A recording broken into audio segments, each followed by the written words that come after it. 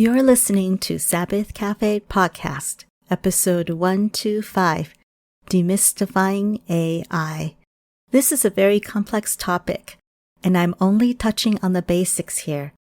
I'll include helpful video links along with the transcript at www.sabbathcafeblog.com. Now on to the podcast. Hi everyone. Welcome to the Sabbath Cafe Podcast. In this episode, I'm going to talk about something that is the hottest topic around. We're going to talk about AI. Recently, a lot of people around me have been all over this topic. The academia circles and the general public love ChatGPT. They've been so impressed by it. You type in this descriptor of what you're looking for, and in a second, ChatGPT will put together this paper for you. So the academia world have been very impressed and also very alarmed, which is totally understandable.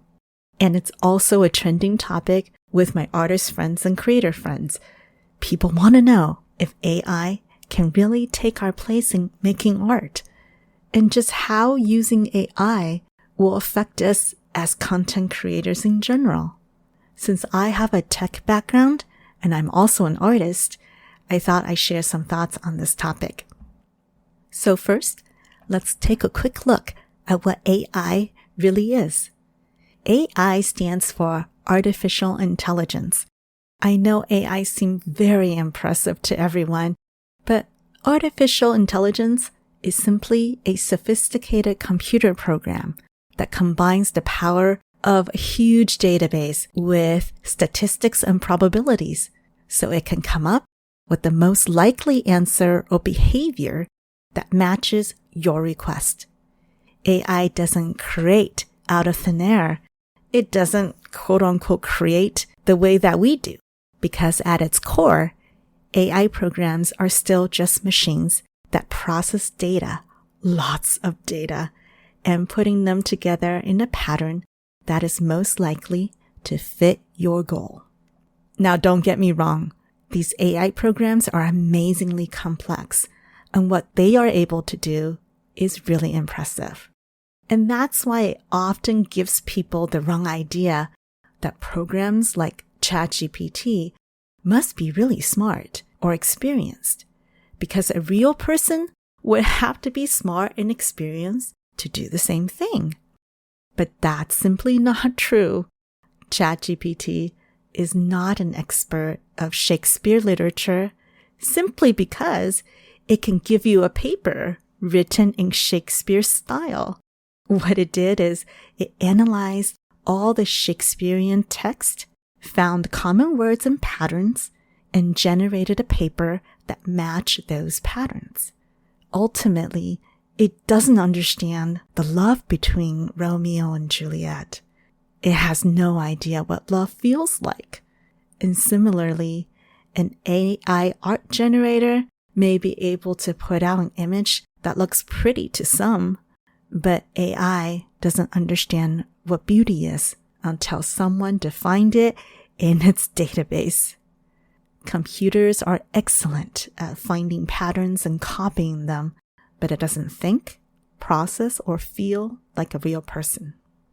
The artificial intelligence program can't make anything new. It needs information or data that someone else has created, so they can analyze it and learn the pattern. So mainly, I think of these AI programs kind of like fancy tools, and an AI art engine is simply an image generator. And I feel like they're kind of like an automated Photoshop program or a smart Photoshop program.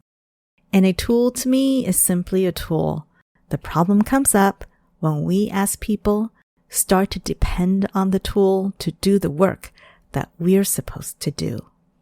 I recently saw a short video where this little boy, probably in elementary school, went to his room to do his math homework. And when his mom went to check in on him, she found out that he was secretly asking Alexa for the answer to his math homework. So he was whispering to Alexa, "What is 54 minus 27, or something like that.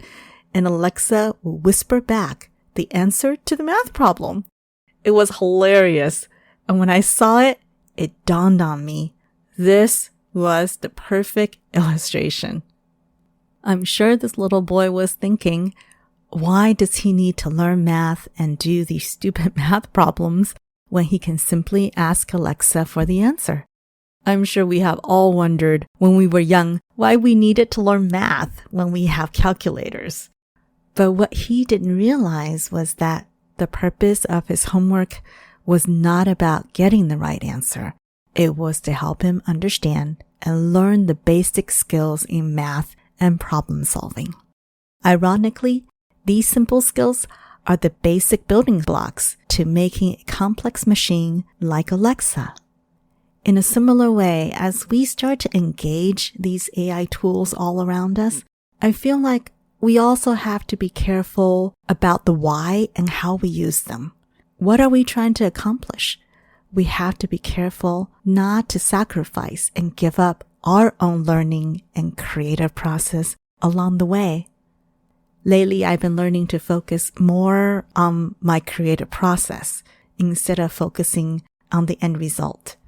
In my studio time, I often start just by playing around and experimenting with colors and styles and mediums. And in the process, I've learned so much just about techniques and styles. And most importantly, this playtime has done wonders to stir up creative new ideas. The result of these experiments weren't always pretty, but I've been learning so much just from this organic process. Learning and creating anything is hard work, and it can be very tempting to use AI as a shortcut. But as we move forward, I think we have to be careful to guard our own learning process and not to contract these out to a computer program. At the end of the day, we have to remember that there's no substitute for work. There's no substitute for going through the learning process, in putting pen to paper, or putting words on a page.